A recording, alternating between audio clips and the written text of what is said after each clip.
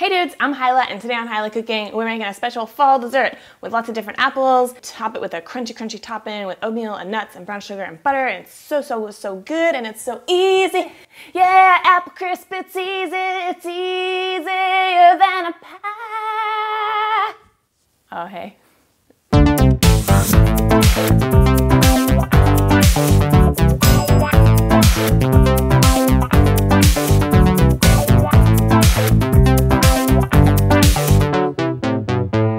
Now, anytime you're doing a pie or apple crisp or anything like that, I think it's best to use a variety of apples so that you get lots of different appley flavors. So I've got here some Granny Smith. I would say always include some Granny Smith because they have a little bit of tartness and they're really firm and they hold up well to cooking. And then some Brayburn, and they're just real sweet and crisp and very traditional, like apple flavor. And then I forget what these are called, like Sunshine or Sunrise. But they smell like a cross between a Golden Delicious and a Macintosh. I'm not gonna peel these. You can peel them if you want, but I don't mind the skins. They're nutrients and it saves you a little bit of time. So because I'm not peeling them, I am gonna cut them up pretty thinly so we don't end up with like any big chunks of skin. Just like that, about a 1/4 inch. And then as we cut them, I can toss them into, I've just got like a 13 by 9 inch pan here.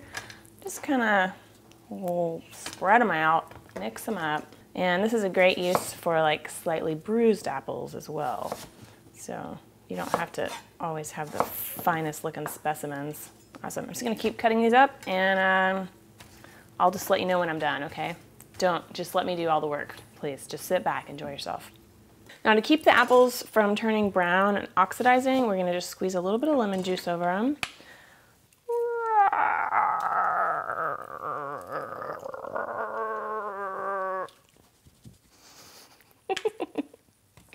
Okay, so then just let that hang out while we make our toppings. All right, so I think it was Temp9747, YouTuber, that requested gluten-free desserts. So this is a gluten-free dessert. Some people add flour to their crisps, but I find it makes them a little bit less crispy. So why not use some nuts instead? So what I've got here are some hazelnuts, AKA filberts. I'm just gonna finely chop these.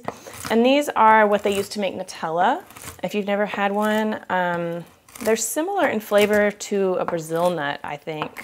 That's probably the closest. If you can't find these, you could use almonds, or you could use, I don't know, walnuts and pecans would work, but they don't have the same texture. They're more of a softer nut, if you know what I mean. Macadamia nuts might be good. Anyway, I mean, you know, use whatever you want to.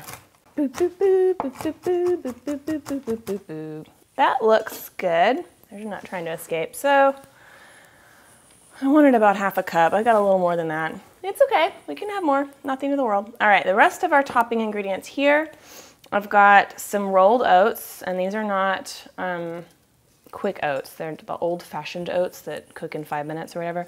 But I'm gonna just sort of like break these up with my hands, and then I've got some brown sugar. I want to keep some of the oats in big pieces and some of them in finer pieces. And having those 2 different sizes is just gonna add a lot more crunchiness to our topping. And my brown sugar is like really old and hard, so pardon me while I muscle it a little bit. Okay, should have brought some new brown sugar for the new season of Hilah Cooking. Shouldn't I? That would have been symbolic, right? Oh God, making a huge mess. Back to my old shenanigans. Okay, so, you know, try to break up your sugar clumps if you can. Or don't, maybe it just adds more texture. And if you wanted to like whiz it around or pulse it in a food processor or something, you could do that, but then you have to wash the thing, and ugh, God, I hate dishes, right? Thumbs up if you hate dishes. Okay, great. I'm gonna add my nuts and some cinnamon. What about a teaspoon? That's good. If you wanted to use like pumpkin pie spice or apple pie spice, that's totally fine. Totally fine with me. And then some nutmeg, and this is kind of a strong spice. Not everyone is in love with nutmeg, but I like it. If you don't like nutmeg, you could add some cloves or some allspice. And I'm just grating it. It's a little nut. That's why it's called nutmeg, I guess. And you can buy it already ground, or you can grate it yourself. And you know, it's kind of fun to do stuff yourself, I think. Son of a God. Okay, clearly that's enough. And then my butter. All right, so half a cup of melted butter, and I always use unsalted butter when I bake, just sort of out of habit. So I'm gonna add a little bit of salt to this too. But if you're using salted butter, you don't need to add any salt. And really, like, not very much at all, just a big pinch, like 1/8 of a teaspoon or something. Now we mix this all together, and we just sort of cover our apple deal here. Just gonna use my paws here.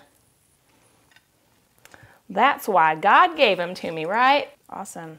So I'm gonna put this in an oven at 375 for about 30 minutes until the apples are tender and our crisp is crispy. Butterfingers.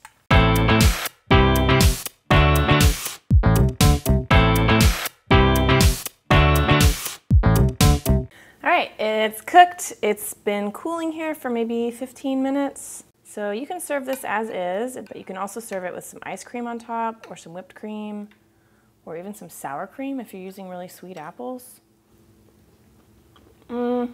Apple crisp. It's so delicious and it's easier than a pie. I hope you try this. So if you like this recipe, you might also like my fried apple pie recipe, linked over there. Please remember to subscribe so that you always get notified whenever I release a new video. And also, printable recipes are always available at hilahcooking.com. Thank you so much for watching and have a great day. Bye! Yeah, it's easier. Yeah, it's easier. Easier than a pie. God damn it.